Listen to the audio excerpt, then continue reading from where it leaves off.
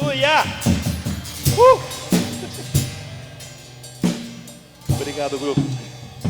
Que Deus abençoe. Amados, enquanto você está de pé, pega a tua Bíblia. Depois eu vou dizer como é que Deus me colocou essa palavra no coração. Se encontra no livro de Gálatas, capítulo 3, versículo 26 em diante. Livro de Gálatas, capítulo 3, versículo 6 em diante. Todos acharam? Amém? A palavra de Deus nos fala da seguinte forma: porque todos são filhos de Deus pela fé em Cristo Jesus. Porque todos quantos fostes batizados em Cristo, já fostes revestidos de Cristo. E não há judeu, nem grego, nem servo, nem livre, nem macho, nem fêmea, nem fêmea, porque todos vós em Cristo Jesus. E sois de Cristo, então a descendência de Abraão, e herdeiros conforme a promessa. Só isso. Pode fechar a tua Bíblia, tomar o teu assento. E curva a tua cabeça e fecha teus olhos um momentinho só agora. Senhor Deus, sabemos, ó Pai, quão importante está aqui, Senhor, pregando a tua palavra. Sabemos, ó Pai, que tu estás presente também nesse lugar muito mesmo antes de nós chegarmos, ó Deus. E neste momento eu te peço, Senhor, e antes disso te agradeço por ter nos dado a oportunidade de estar mais uma vez na tua casa, Senhor. E te pedindo, ó Pai, que tu venha, Senhor, me usando como canal de bênçãos sobre as pessoas que aqui estão, ó Pai. E que a tua presença cresça, Senhor, e eu diminua. Que tu apareças, ó Pai, e eu desapareça neste lugar, ó Pai. Para que o teu nome somente seja exaltado. Porque já cantamos, ó Pai, somos livres para te adorar, ó Pai. E nessa noite estamos aqui, de corações abertos perante o teu altar, ó Pai. Perante a tua presença, te rendendo graças e glórias. Em nome de Jesus. Amém. Amados, você pode até achar um pouco de graça, como até eu mesmo achei hoje pela manhã. Eu fui acordado às 6h30 da manhã, sendo que eu falei que eu dormia até às 7 hoje. E com a pergunta: o que tu vai pregar?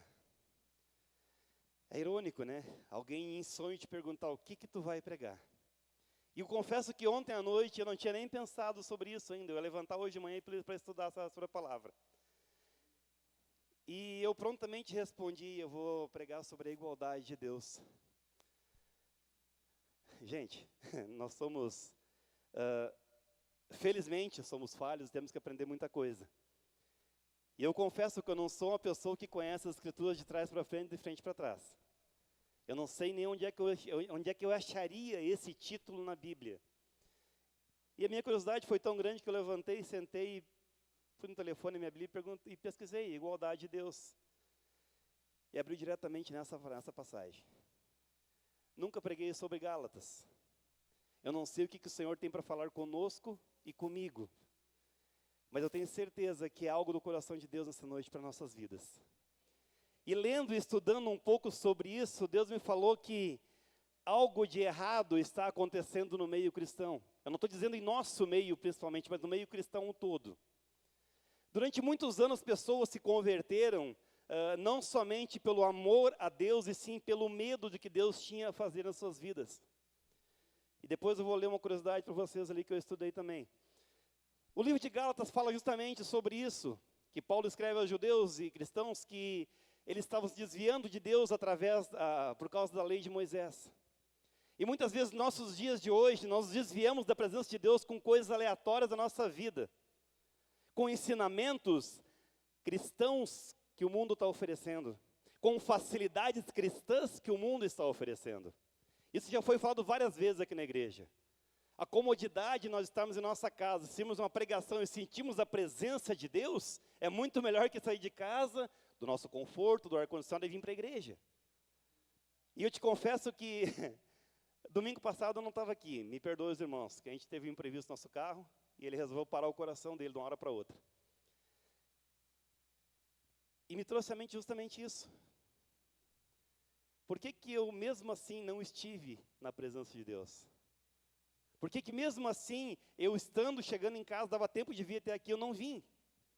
E eu me incomodei com isso de certa forma que eu fiquei pensando, por que que muitas vezes a gente arruma uma desculpa, um pretexto para não estar na presença de Deus? Porque o nosso conforto de casa, o nosso conforto da família é melhor.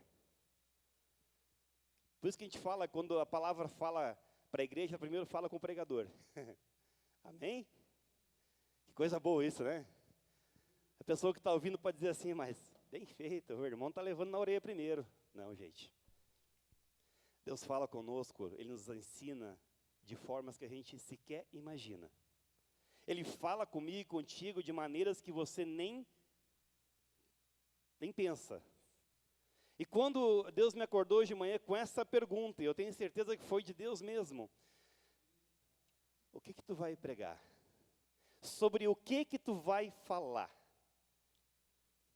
É muito fácil a gente chegar aqui em cima, ler um texto completo de cima a baixo e falar o que está escrito. É simples.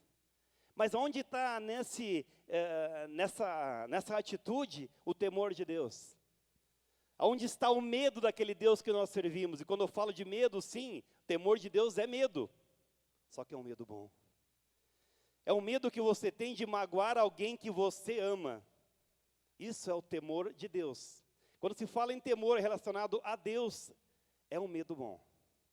Porque quando você ama alguém, quando você realmente gosta de alguém, você vai fazer o impossível para não magoar aquela pessoa. E nós, como cristãos, tendo temor de Deus, temos que fazer o impossível para não magoar a Deus com nossas atitudes.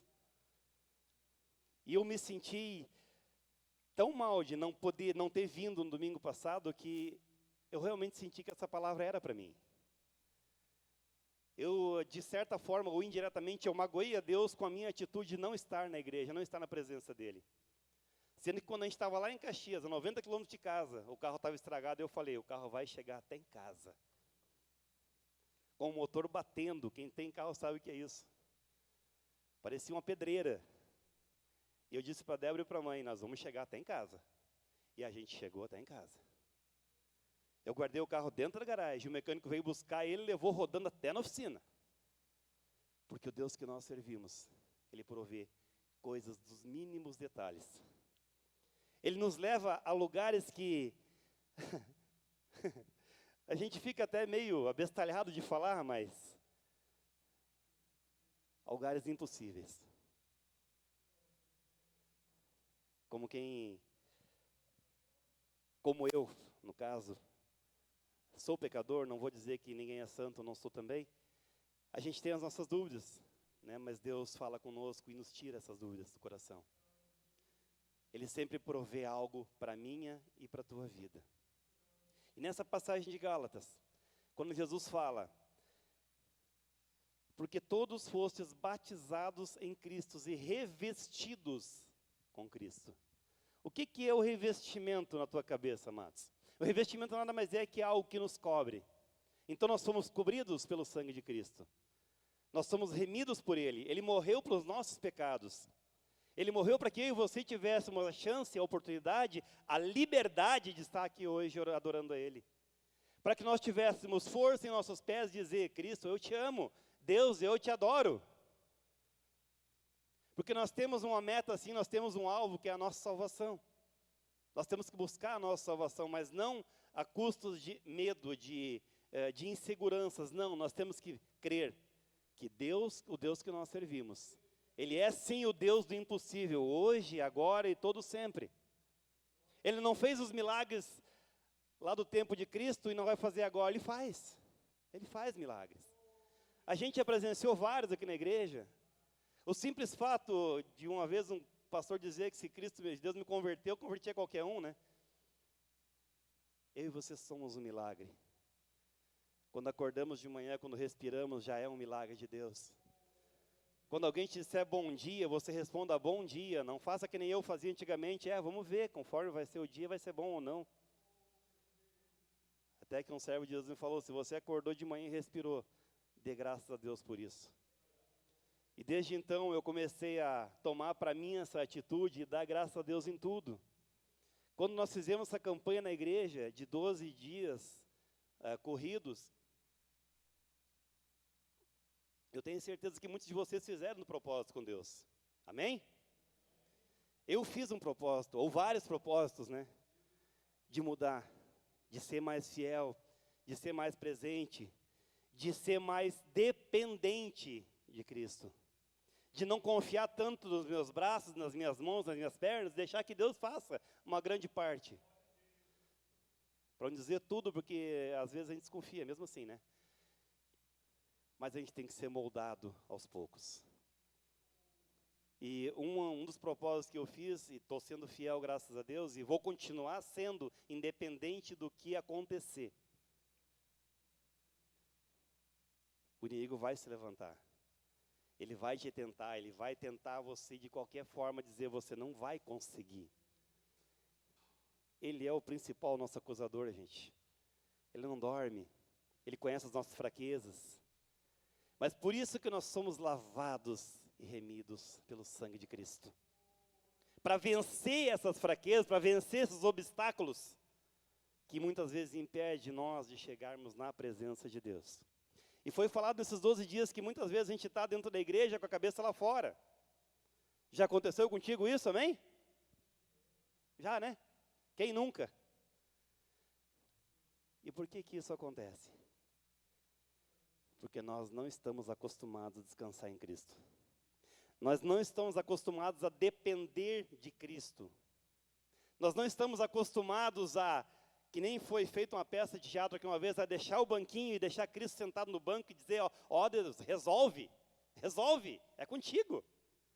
Não, quando aparece um problema, só, dá licença um pouquinho. Você vai para o banquinho de Cristo lá e resolve os teus problemas. Nós não estamos viciados nesse mover de Cristo em nossas vidas. E eu me pergunto, em quantas coisas nós pecamos e nos distanciamos de Cristo? Eu citei algumas aqui, apenas 3 ou 4, para refrescar a nossa memória. A religiosidade é uma delas. É muito falado em religiosidade, mas o que é a religiosidade? É simplesmente o costume de estar dentro de uma igreja, que nem a gente falou. O corpo dentro da igreja, cabeça lá fora. Nós estamos muito acostumados a estar dentro de uma casa de oração, adorando, e saindo daqui para fora e esquecemos de tudo. É a velha moda do eu sou cristão. Eu sou crente. Crente até o diabo é, ele crê, estremece e não obedece. Então nós temos que realmente nos dedicar à presença de Deus. Nós temos que realmente buscar aprender desse Deus que a gente tanto prega e tanto ouve pregar. E a palavra mesmo diz, né, nós vamos aprender pelo ouvir, e ouvir da palavra de Deus. Outra coisa que me trouxe a atenção, a ganância. Já foi falado várias vezes também isso. Eu não posso ir trabalhar, eu não posso ir para a igreja hoje que eu tenho que trabalhar. Eu não posso estar presente na oração porque eu tenho que fazer um serviço e vai me render algum dinheiro, algum lucro. Eu não posso ir num lugar na igreja hoje, eu não posso ir numa confraternização porque eu tenho um compromisso que vai me dar lucro financeiro. Felizmente, aqui ninguém trabalha no domingo, creio eu, né? Se trabalhar, amém. Glória a Deus. Deus vai te abençoar com o emprego que não vai trabalhar no domingo. Eu sei que não é para nós isso, gente, mas você deve conhecer alguém que passa por isso. E da terceira coisa, a falta de amor. Falta de amor. Quantas vezes você chegou na igreja de uma forma e muitas vezes saiu pior que entrou? Quantas? Já aconteceu isso. Mas uma vez um pastor sábio me disse, quando eu comentei com ele que o culto não estava legal, o culto não estava, estava esquisito o negócio. Ele me disse assim, o problema não é o culto, filho. O problema é tu mesmo. A gente vem para a igreja com tantos problemas, com tantas expectativas e esquece que não sou eu e você que resolve isso. Aí no fim você não dá um abraço no teu irmão, você não cumprimenta o irmão direito, e ainda reclama daquele que não te cumprimentou. Eu já fiz isso. Eu já fiquei emburrado com muitos irmãos que eles passaram por mim e não cumprimentaram. Mas eu não fui capaz de pegar e puxar o irmão assim, paz do Senhor. Ama teu próximo, amados, como a ti mesmo. Vamos deixar os problemas e as picuinhas de lado. E eu também aprendi muito com isso. Eu também aprendi que ao invés de dar ouvidos para o inimigo e criticar o irmão que não te cumprimentou, vai lá e cumprimenta ele. Vai lá e dá um abraço nele, que ele pode estar com mais problema que tu.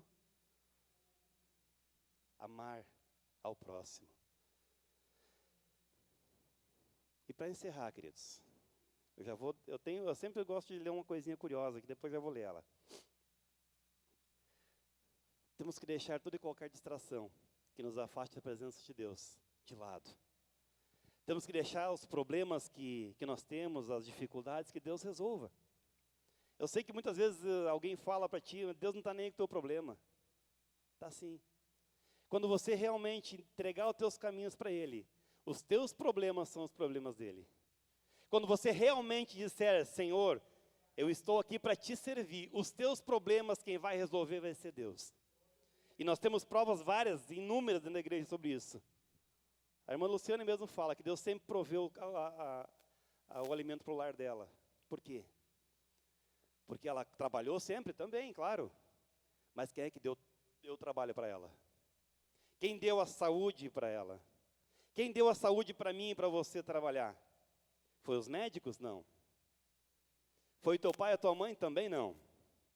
Foi os teus braços fortes, as tuas pernas fortes? Não. Quem nos dá a saúde para acordar e levantar e trabalhar todos os dias é Deus. E um dos propósitos que eu fiz, eu não vou ter vergonha de falar, é de ser fiel no dízimo. Eu sei que muitos aqui são falhos nisso, eram falhos, amém? Não são mais. E quando você propõe algo, quando você bota algo no teu coração, com a direção espiritual, você é atentado. Se é atentado. Carro estraga, acontece alguma coisa na tua casa, você fica doente, você ganha dor de cabeça, ganha dor nas pernas, ganha de tudo. Mas permaneça, queridos. Permaneça firme no seu propósito, permaneça firme na sua fé, porque esse Deus é maravilhoso. É só uma curiosidade a respeito de temor de Deus. Eu pesquisei algo sobre temor ou medo. E só para encerrar, vou encerrar com isso aqui. Jonathan Edwards, um protestante, escritor do livro Heróis da Igreja à Era Moderna. Ficou muito conhecido pelo sermão que tinha como título Pecadores nas Mãos de um Deus Irado, que foi escrito em 1471. Ele foi um dos maiores pregadores protestantes da Inglaterra. E quando ele pregava, que nem a gente falou antes, o Deus que a gente conhece é o Deus de amor, não é verdade? E quando esse homem pregava, ele pregava um Deus ruim, um Deus carrasco. E por muitos e muitos anos, eu me lembro que eu não me convertia, não aceitei a Cristo por causa desse Deus que me apresentavam. A primeira coisa que falavam, quando falavam em conversão, é tu vai ter que abandonar a tua bermuda, abandonar o teu joguinho de bola. Primeira coisa. E eu sempre tive medo de aceitar esse Jesus. E quando eu realmente me converti, que eu vi que o Deus que eu ia servir não era esse Deus carrasco que mostravam, e sim era um Deus de amor, um Deus que aceitava a pessoa da forma que ela era, eu me converti.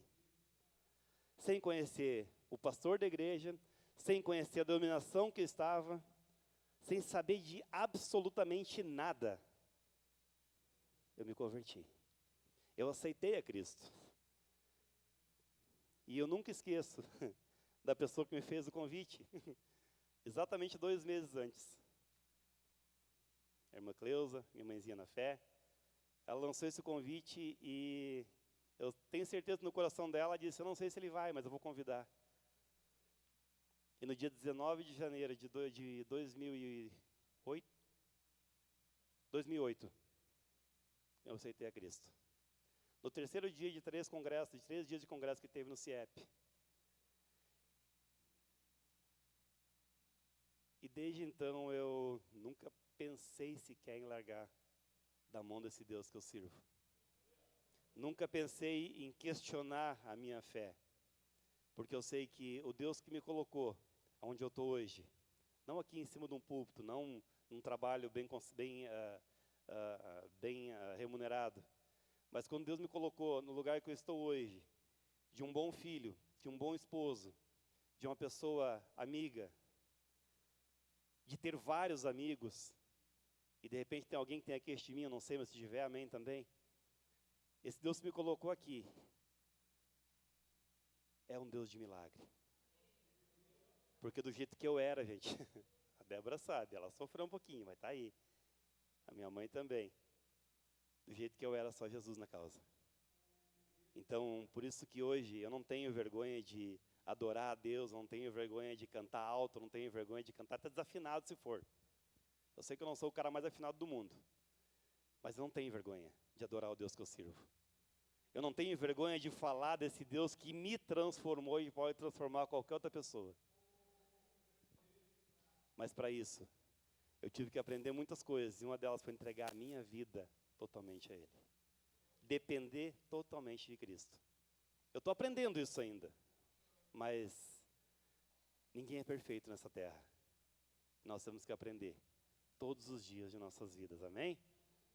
São essas palavras que eu tinha para deixar para a igreja nessa noite. E nunca esqueçam que, desde o começo, desde a minha, da sua conversão e nascimento espiritual, o nosso único caminho é Cristo. E a nossa meta é a salvação. Mas não pense somente em adorar a Deus pela sua salvação, mas sim pense em amá-lo para não magoar a Deus com as suas atitudes. Amém? Quero entregar ao pastor. Vamos colocar de pé, queridos?